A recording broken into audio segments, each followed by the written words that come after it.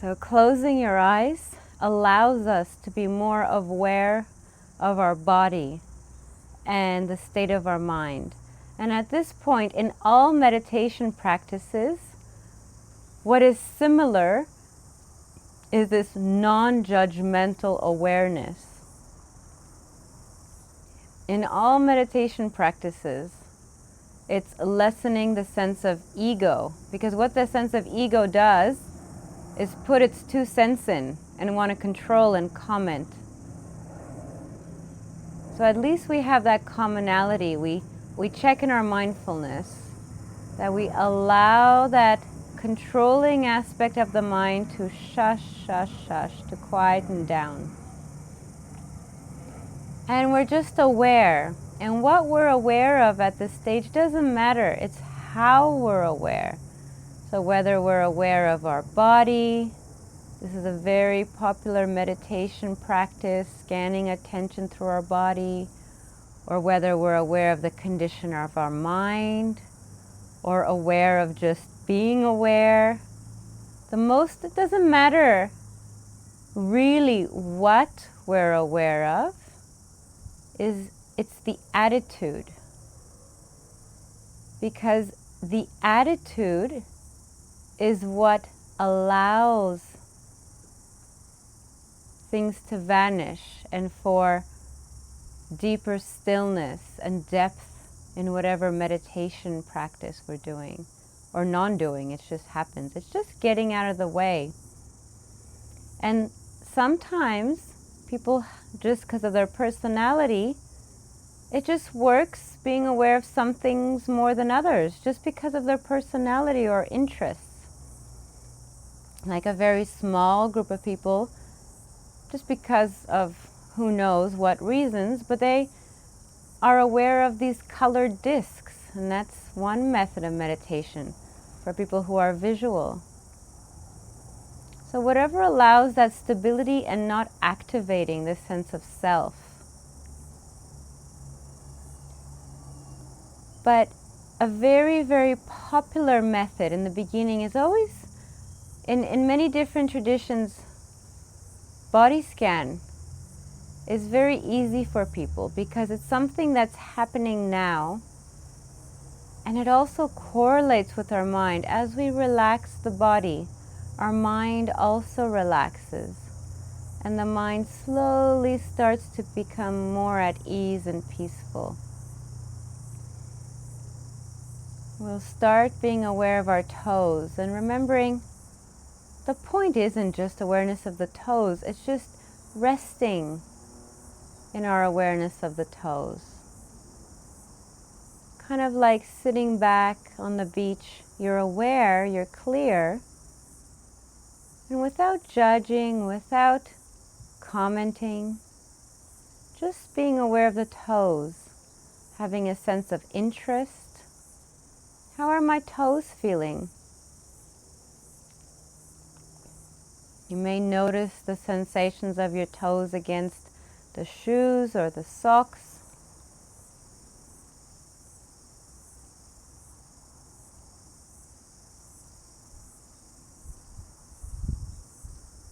And here it's really, we're offering and giving ourselves permission to vanish, the sense of self, the John, Julie, Grant, Mary.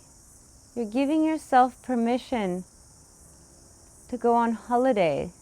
Like, you're not needed in this meditation. You don't have to do the meditation. You don't have to figure anything out. You just are aware and accept. It's just like this.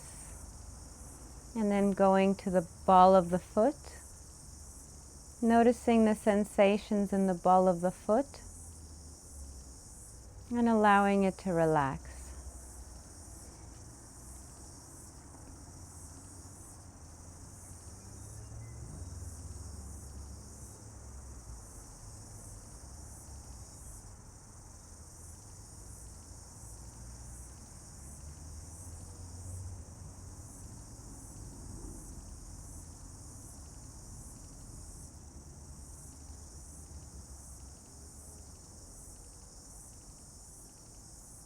And going under the arch. And being aware of the heels.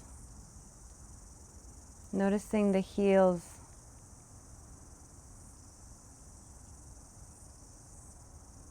in contact with your shoes or your sandals. Having an interest, just being aware. What is that sensation like? The sensation, that tactile sensation, which is a completely different experience to seeing, to hearing.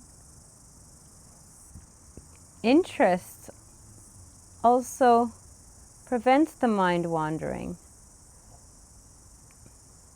And throughout all this, notice that it's like a breath of fresh air, a sense of ease, just being with one thing. Awareness perhaps now of the ankles, being aware of the ankle joints.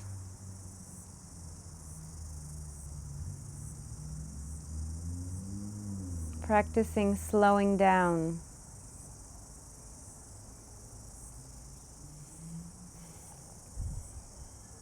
And it's not you that slows down, it's just you take your foot off the gas pedal.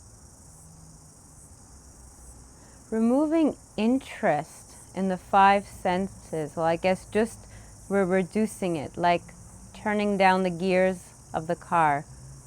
Doesn't matter about thoughts. Okay, if they come, they're there, but the point is they're nothing to do with you. They're part of nature. They're just cause and effect. If perhaps you've done something this morning, it might come up in your mind. It's just that's the way it is. But at this point, we're not getting interested and involved in it, and that's the practice. And if we're truly not interested, then they fade away all by themselves, the thoughts. Because our interest in them actually feeds them. It's like this craving and taking up. It fuels this more of existence, activity.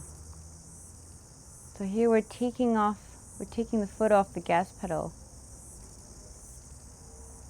And this is like these wisdom practices of, there's another meditation practice you may have heard, insight meditation or vipassana.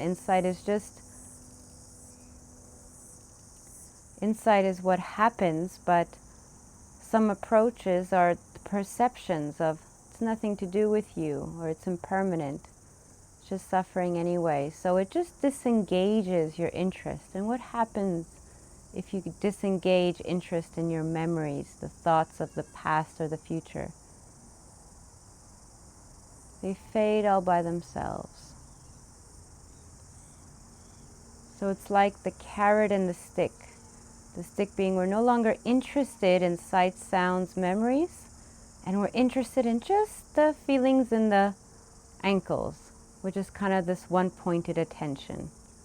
And then going up to the calves. Well, I guess it's not one-pointed, we're moving our attention, but we're doing it gradually. So the calves, how are your calves? Being aware of the muscles. Maybe you biked or walked. Having a sense of kindness to your calves.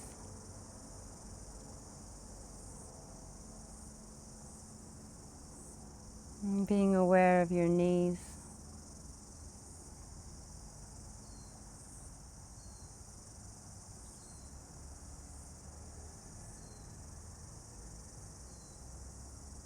And your thighs.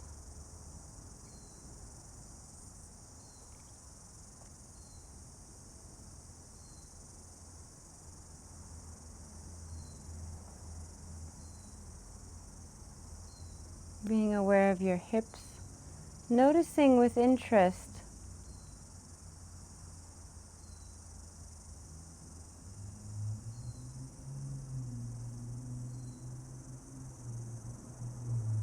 and appreciating the stillness from a mind that is slowly settling down.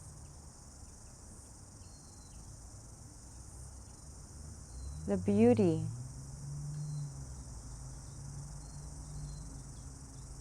when activities lessen, being aware of the tummy area,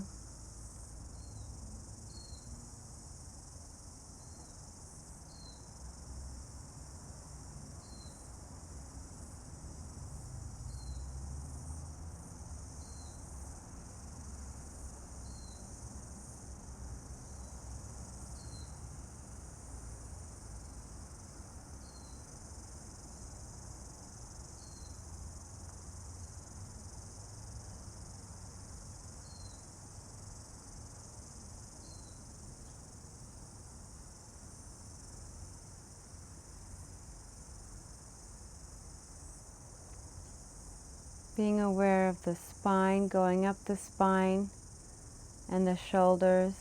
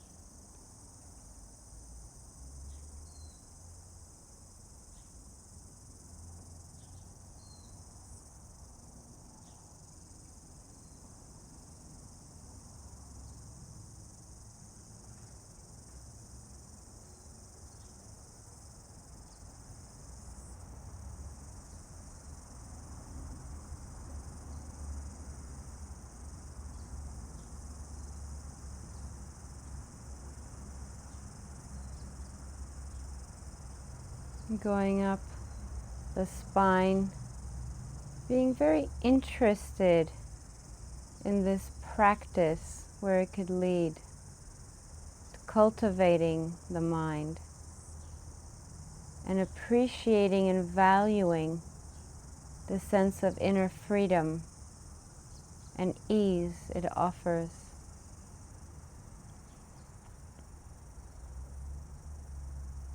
Being aware of your shoulders,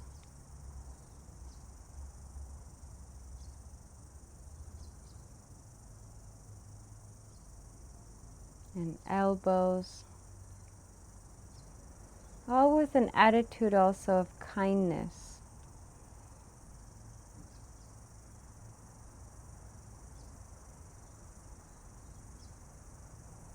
Being aware of the wrists,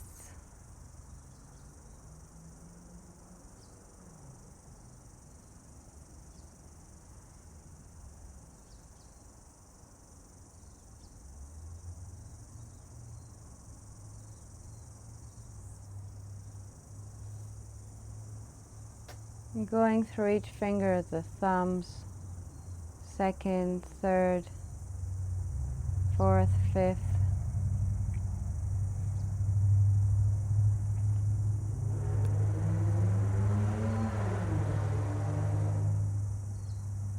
The neck,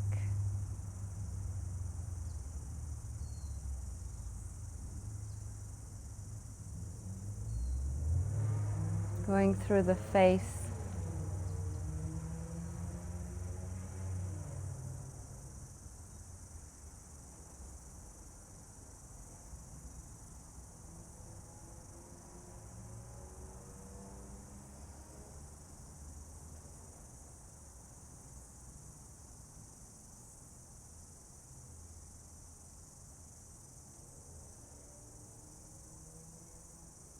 going around the mouth, allowing all the muscles to release.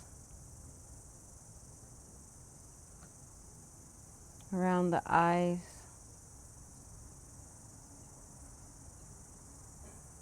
the forehead,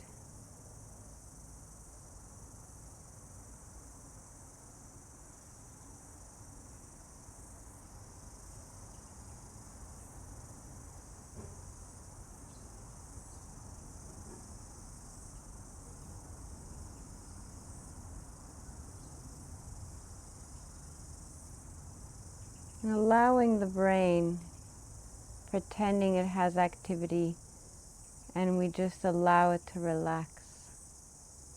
And being aware of the texture and condition of the mind when activity subsides, becomes more calm.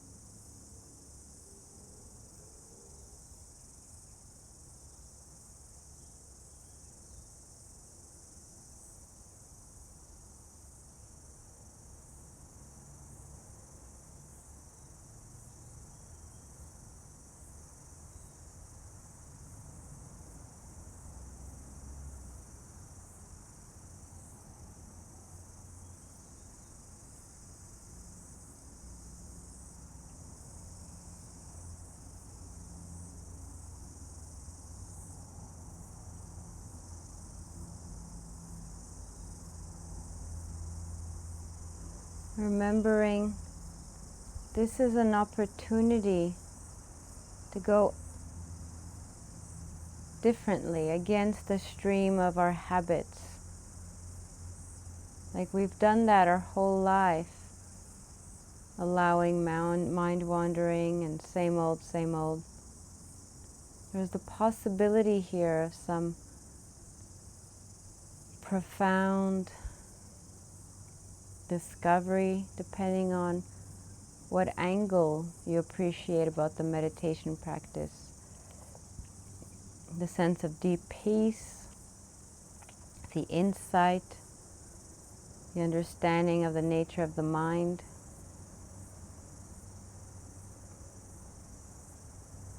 Whatever way allows the mind to just follow this taste of freedom, to just be patient and wait.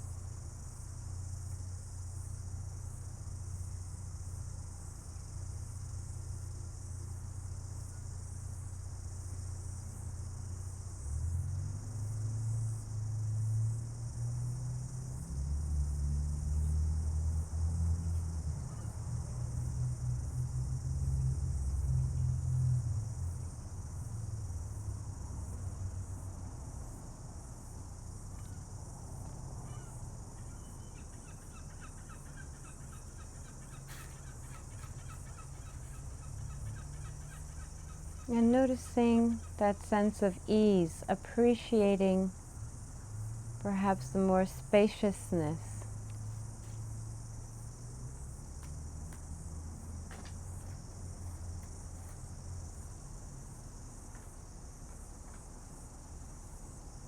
And spaciousness has a beautiful quality to it. And this is key that I find in any meditation practice. The mindfulness recognizes that this is good, this is worthwhile, superior, or whatever, to a really anxious, nutty mind, when you're busy and all over the place. It's like, this is a breath of fresh air, this is good. So you're giving yourself permission for the mind to rest with clarity. And if we don't recognize the value, then it'll never stop. It'll just keep going and going, like the Energizer battery, those commercials. It keeps going and going. And this is key.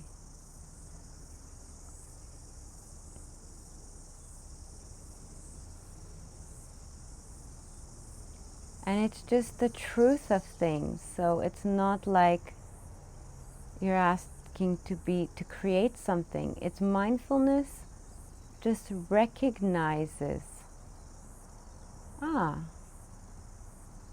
this is nice. And that's it. It's just the nature of the mind. It is nice.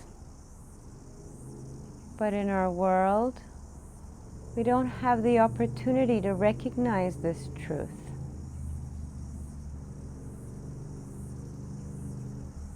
And here we're encouraged.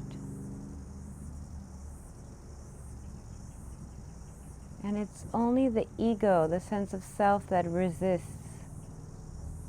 Because in order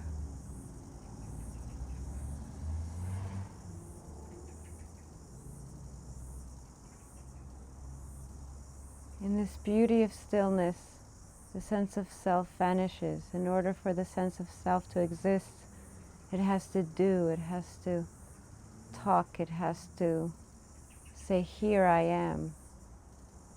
So you have a choice. It's freedom at the expense of the sense of self,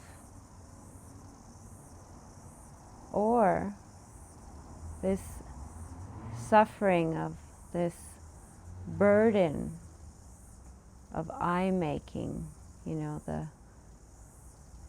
that ego controlling, wanting to do the meditation, commenting, complaining, all that rubbish. And it's sticky. The ego is sticky. It's like righteousness, like I'm right, you're wrong, ba ba ba, blah blah blah. It's like shh.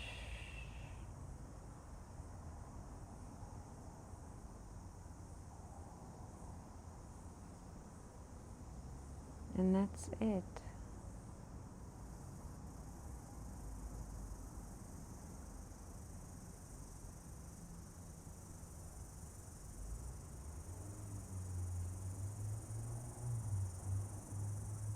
And you bliss out.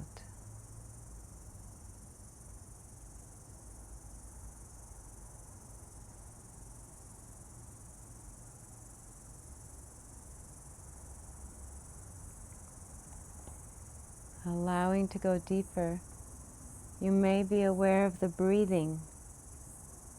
It's a common method for allowing more to vanish. Just knowing you're breathing in, just knowing you're breathing out. That's it.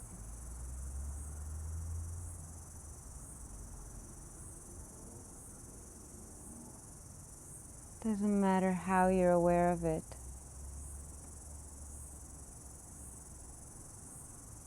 Enjoying the subtlety, very subtle.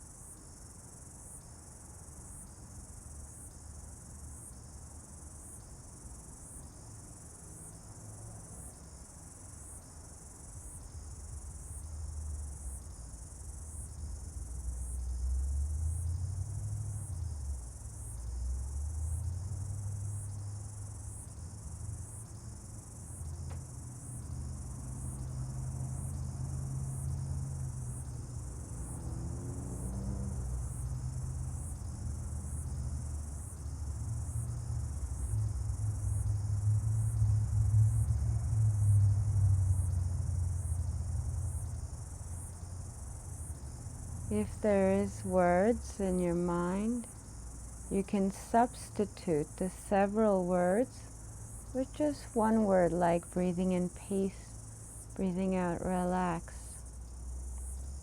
or counting, such as breathing in 1, breathing out 1, counting all the way to 10, and then back to 1. So breathing in 1, breathing out 1, breathing in 2. But after a while, even though you're mindful and aware, what you're aware of becomes so subtle you may not even distinguish between the inhalation and exhalation, and that's okay. Whatever you're aware of is okay. We accept, we're just aware of however it comes up.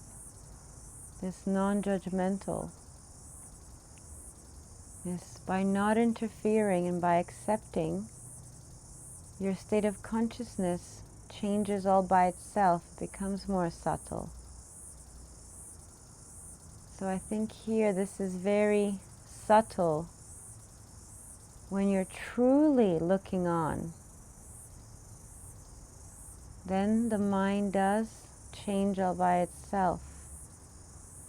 But mindfulness needs to be strong enough to notice that you're not getting involved in the thinking or whatever.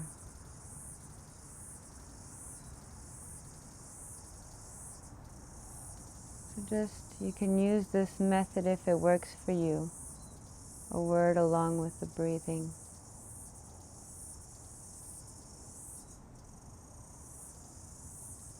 Just carry on.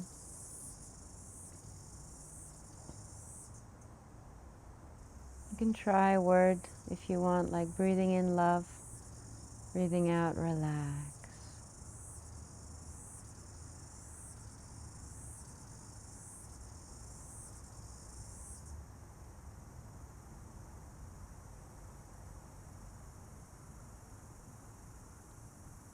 Try to keep awareness of the breathing, and the word is just an anchor to substitute many thoughts to one thought, the word.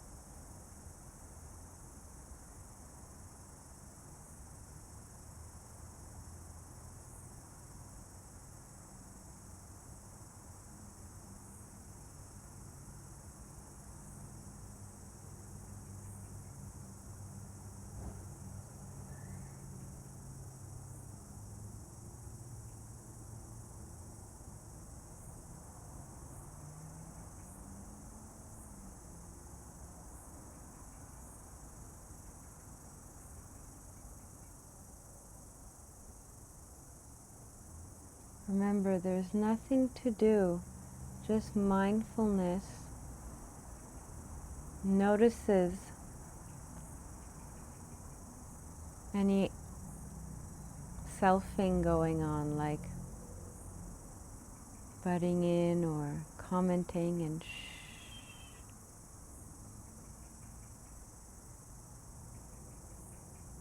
trust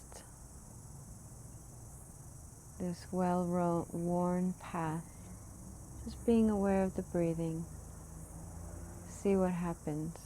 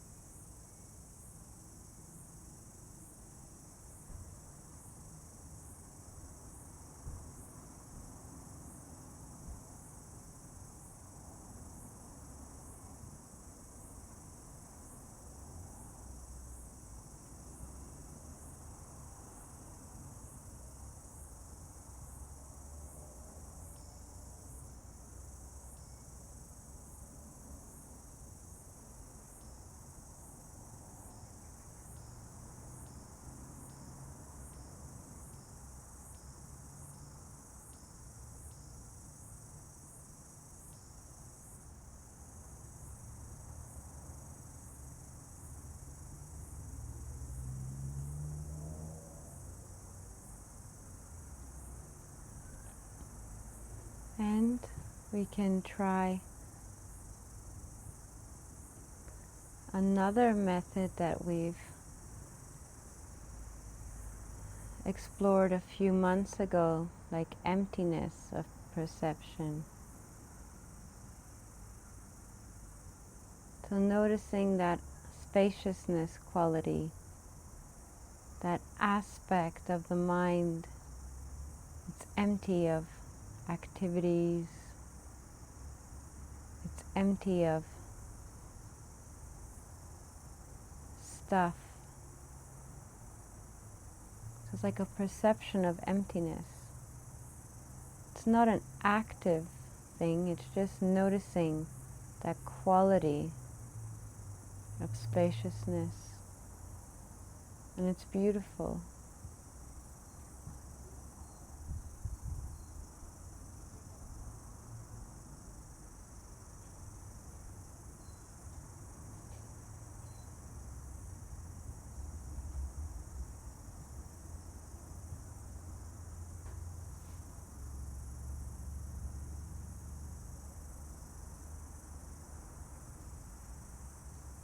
Be aware of the breathing.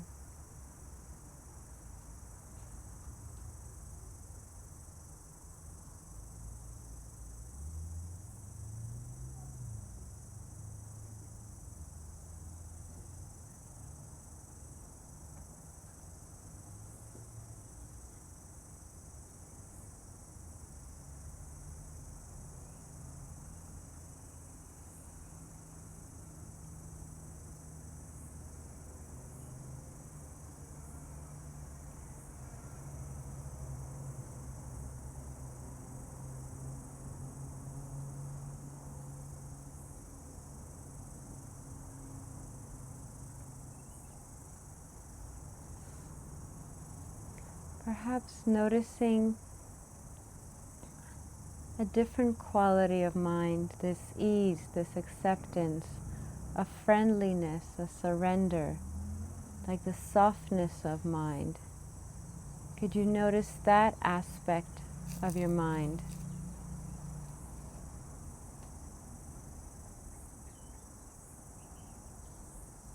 This openness, and you can even allow it to cultivate if you have an intention of good wishing, well-wishing. Like, may I be free from suffering, may I be happy, may all beings be happy and free from suffering, like a ball irradiating the sunlight in your heart. And there's curtains all around you, and you just open the curtains, allowing the natural sun of warm wishing to radiate out however, wherever it goes. And it shines on everything.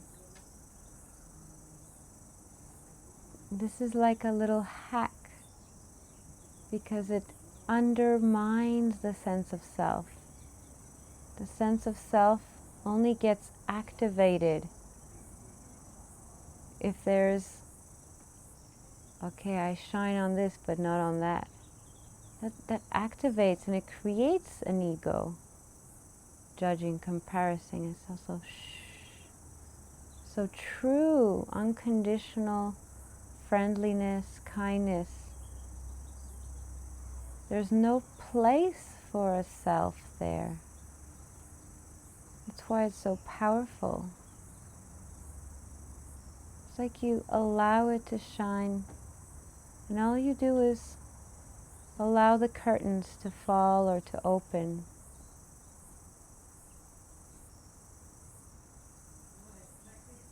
These are also called these unbounded states. There's no bounds.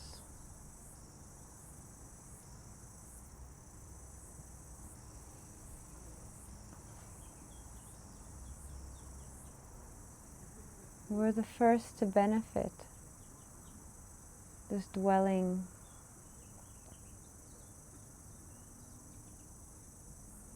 These actually correspond also, interestingly, to these like godlike realms, Brahma realms, from different traditions. Because it's so powerful.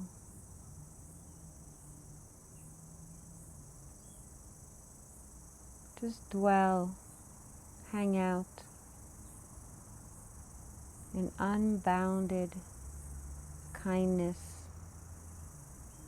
love, whatever you want to call it, just that well-wishing.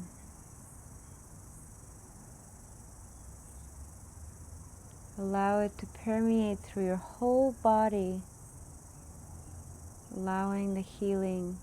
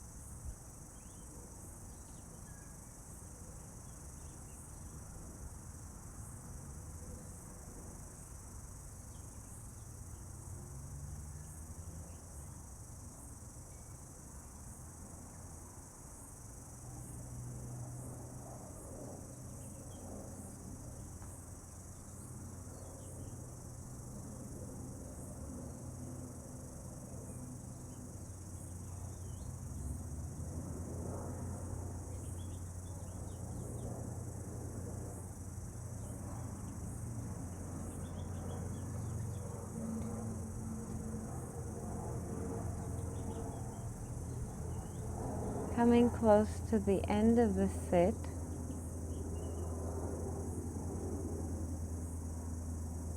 notice the state of your body.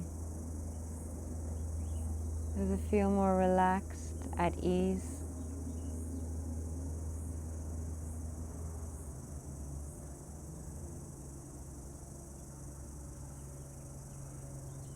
And linger and savor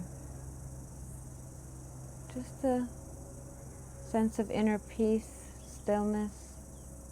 Just stay with that. Rest.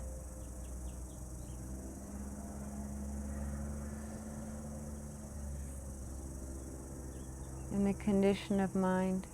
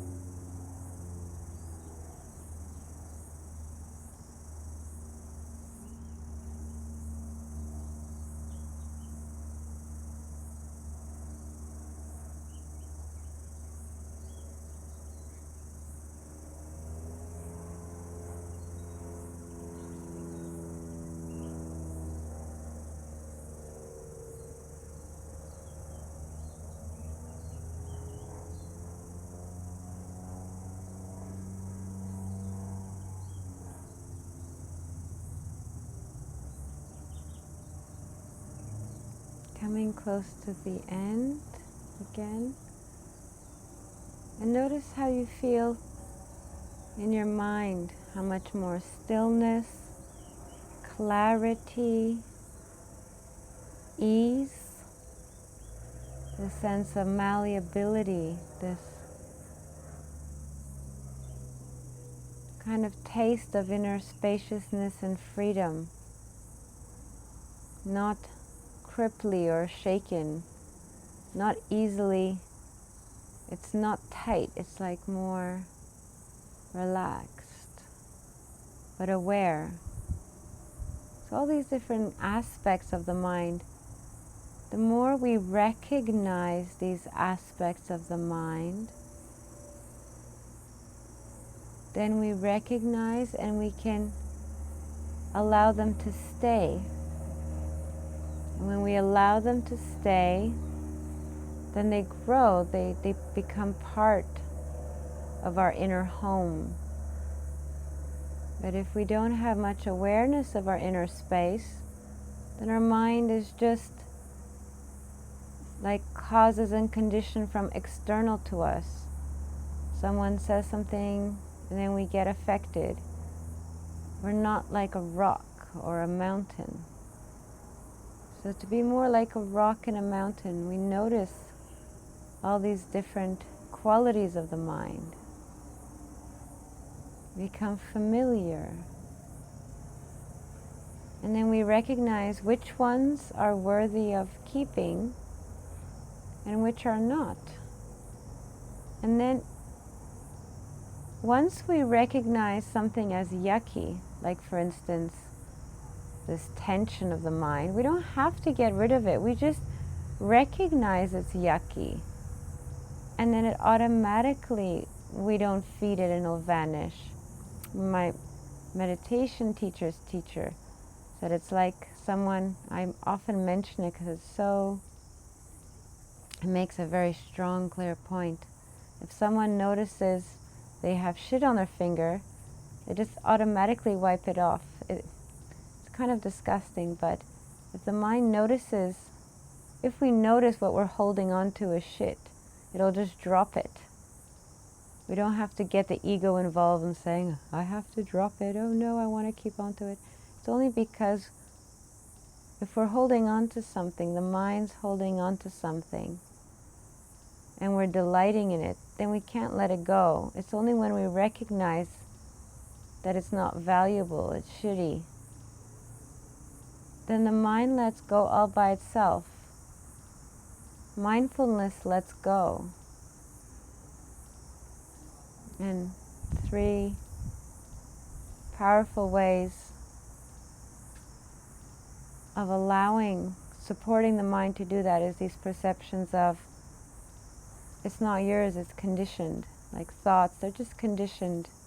Most of the thoughts we have today are from what we thought yesterday, or it's triggered from what we saw, our upbringing. Is it worthy to hold on to if you don't need to? They're impermanent, or how does it feel when you think those thoughts? When you notice that taste, it's actually, where does it feel in your body? Like the tightness in the forehead or the face or the tummy. When the mind recognizes it's not pleasant, then it'll drop it.